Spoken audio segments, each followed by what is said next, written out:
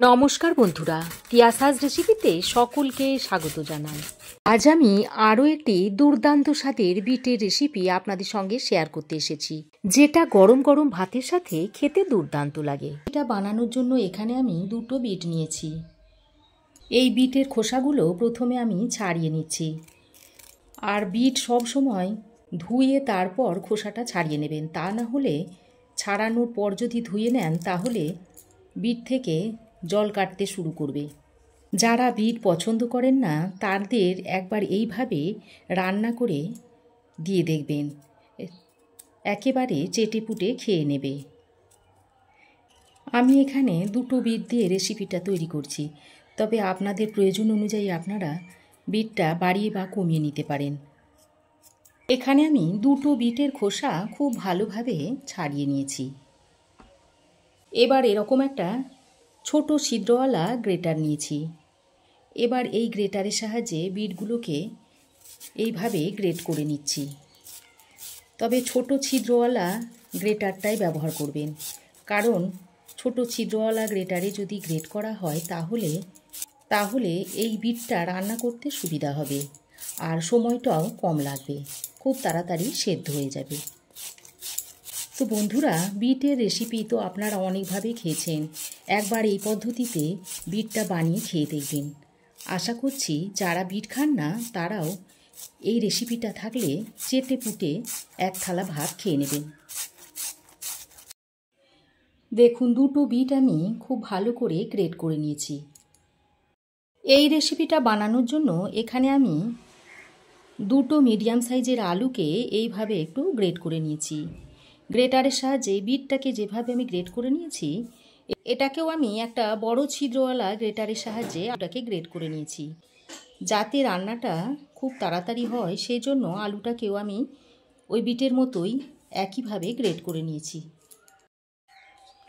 এবার এই আলুর মধ্যে অল্প একটু নুন মিশিয়ে নিচ্ছি। আলুর সঙ্গে এইভাবে নুন মিশিয়ে নিলে আলুর মধ্যে যে স্টার্চটা আছে সেটা বেরিয়ে যাবে, আর আলুতে যে এক্সট্রা জলটা থাকবে সেটাও বেরিয়ে যাবে। দেখুন, এইভাবে মেখে আমি 5 থেকে 10 মিনিট আলুটাকে রেখে দেব। আলুটাকে এখন আমি এইভাবে একটা স্ট্রেনারের উপরে রেখে দিচ্ছি। এইভাবে স্ট্রেনারের উপরে 5-10 মিনিট রেখে দিলে আলুতে যে এক্সট্রা জল আছে সেটা বেরিয়ে যাবে। এবার কড়াই গরম করে দিয়ে দিচ্ছি 2 চামচ মতো সর্ষের তেল। আমি রান্নাটা সর্ষের তেল দিয়ে করছি, তবে আপনারা চাইলে সাদা তেল দিয়েও করতে পারেন। এবার তেল গরম হয়ে এলে এখানে আমি 8 থেকে 9 কোয়া মতো রসুন একটু মিহি করে কুচিয়ে নিয়েছি, সেটা এর মধ্যে দিয়ে দিচ্ছি। রসুনটা দিয়ে এইভাবে কয়েকবার নেড়েচেড়ে তেলের সঙ্গে ভালোভাবে মিশিয়ে নিচ্ছি। রসুনের মধ্যে হালকা বাদামি রং ধরা পর্যন্ত এইভাবে তেলের সঙ্গে একটু নেড়েচেড়ে নিতে হবে। রসুন ভালোভাবে নেড়েচেড়ে নিয়ে হালকা বাদামি রং ধরিয়ে এর মধ্যে একটা মিডিয়াম সাইজের পেঁয়াজ মিহি করে কুচিয়ে দিয়ে দিচ্ছি। তারপর পেঁয়াজটা দিয়েও রসুনের সঙ্গে একবার ভালোভাবে নেড়েচেড়ে নিচ্ছি। পেঁয়াজটা এইভাবে বেশ কিছুক্ষণ নেড়েচেড়ে নিতে হবে, যতক্ষণ না পেঁয়াজটা একটু নরম হয়ে আসছে আর পেঁয়াজের মধ্যে হালকা ব্রাউন কালার আসছে, ততক্ষণ এইভাবে রসুনের সঙ্গে ভালোভাবে নেড়েচেড়ে নেব। আর বন্ধুরা, যদি আপনারা এই রেসিপিটাকে নিরামিষভাবে খেতে চান তাহলে পেঁয়াজ আর রসুনটাকে স্কিপ করে একইভাবে রেসিপিটা বানিয়ে নেবেন। পেঁয়াজটা দিয়ে বেশ কিছুক্ষণ নাড়াচাড়া করার পর দেখুন পেঁয়াজের মধ্যে হালকা একটা ব্রাউন কালার এসেছে আর পেঁয়াজটা অনেকটাই নরম হয়ে এসেছে। এবার এই পর্যায়ে আমি দিয়ে দিচ্ছি 2টো কাঁচা লঙ্কা, আর যে বিটটা গ্রেট করে রেখেছিলাম সেই বিটটা এর মধ্যে এখন দিয়ে দিচ্ছি। তবে বিটটা দেওয়ার সঙ্গে সঙ্গে কিন্তু নুনটা দেবেন না, কারণ সঙ্গে সঙ্গে যদি নুন দেওয়া হয় বিটের মধ্যে আর বিটটা ভালোভাবে ভাজা হবে না। যেহেতু এই সময় বিটের মধ্যে বেশ খানিকটা জল আছে, এই জলটাকে আমি এইভাবে ভালো করে নেড়েচেড়ে শুকিয়ে নেব। আর বিটের মধ্যে যদি বেশি পরিমাণে জল কাটতে শুরু করে তাহলে বিটটা ভালোভাবে কষানো হবে না, আর বিট থেকে একটা কাঁচা গন্ধ বেরোবে।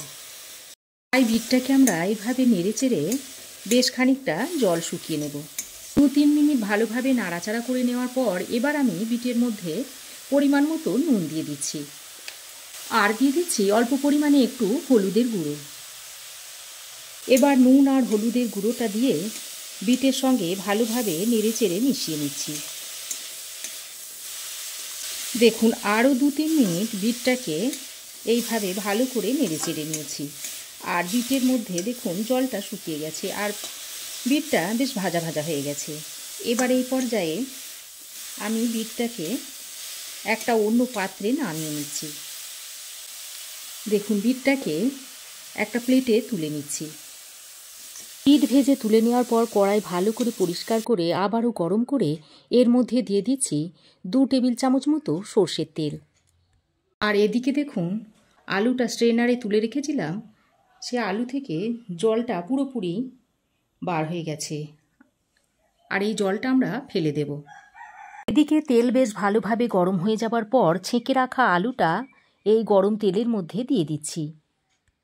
আলুটা দিয়ে খানিকক্ষণ এই তেলের সঙ্গে নেড়েচেড়ে মিশিয়ে নিয়ে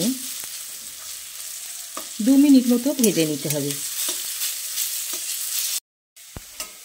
দেখুন বেশ খানিকক্ষণ নেড়েচেড়ে আলু আমি ভালো করে ভেজে নিয়েছি। এবার আলুটাকে আমি এইভাবে একটু সরিয়ে দিচ্ছি। এইভাবে আলুটাকে সরিয়ে দিলে দেখুন তেলটা এদিকে নিচে নেমে আসছে। এবার আমি এই তেলের মধ্যে দিয়ে দিচ্ছি 1 চামচ মতো কালো জিরে। এখানে কিন্তু আমি আর নতুন করে তেল দিইনি। আলু ভাজার আলু থেকে যে তেলটা বেরিয়েছে তাতেই আমি রান্নাটা করে নেব। আর একটা শুকনো লঙ্কা কেটে আমি এর মধ্যে দিয়ে দিচ্ছি। কালো জিরে আর শুকনো লঙ্কাটা তেলের মধ্যে মিশে একটা সুন্দর গন্ধ ছাড়তে শুরু করেছে। এবার এই পর্যায়ে কয়েকটা ডালের বড়ি আমি এর মধ্যে দিয়ে দিচ্ছি। এবার এই ডালের বড়িটা দিয়ে তেলের সঙ্গে বেশ ভালো করে ভেজে নিতে হবে। বড়ি যদি ভালোভাবে ভাজা না হয় তাহলে রান্না খেতে কিন্তু ভালো লাগবে না। বেশ কিছুক্ষণ সময় ধরে বড়িটাকে আমি লালচে করে ভেজে নিয়েছি। এবার আমি এই পর্যায়ে 1 মুঠো চিনেবাদাম নিয়েছি, সেটা এর মধ্যে দিয়ে দিচ্ছি। চিনেবাদামটা দিয়ে বড়ির সঙ্গে ভালো করে ভেজে নিচ্ছি। তবে বড়ি চিনেবাদাম আপনারা আলাদা করে ভেজেও দিয়ে দিতে পারেন।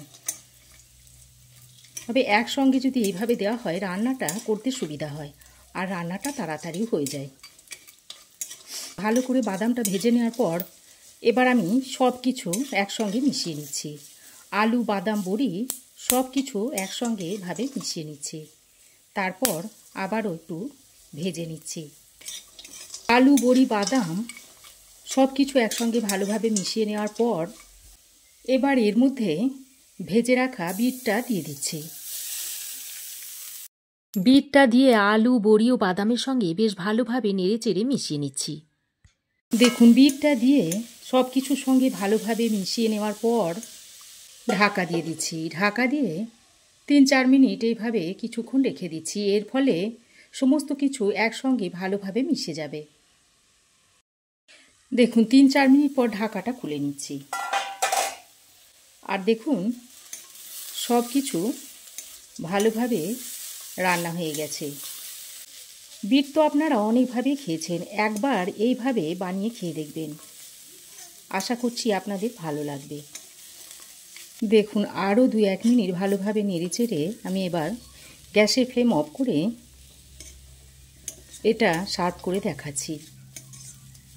তো বন্ধুরা এইভাবে বিটের রেসিপিটা আপনারা একবার বানিয়ে খেয়ে দেখবেন, আশা করছি ভালো লাগবে। তো বন্ধুরা আমার এই আজকের আলু দিয়ে বিট ভাজার রেসিপি আপনাদের কেমন লাগলো অবশ্যই কমেন্ট করে জানাবেন। ভালো লাগলে একটা লাইক ও শেয়ার করবেন। পাশে থাকা বেল আইকনটা অবশ্যই প্রেস করবেন। আর আমার চ্যানেলে নতুন বন্ধু হয়ে থাকলে প্লিজ চ্যানেলটা সাবস্ক্রাইব করার অনুরোধ রইল। আজ এ পর্যন্তই। আবার দেখা হবে নতুন কোনো রেসিপি নিয়ে নেক্সট এপিসোডে। সে পর্যন্ত ভালো থাকবেন, সুস্থ থাকবেন। ধন্যবাদ।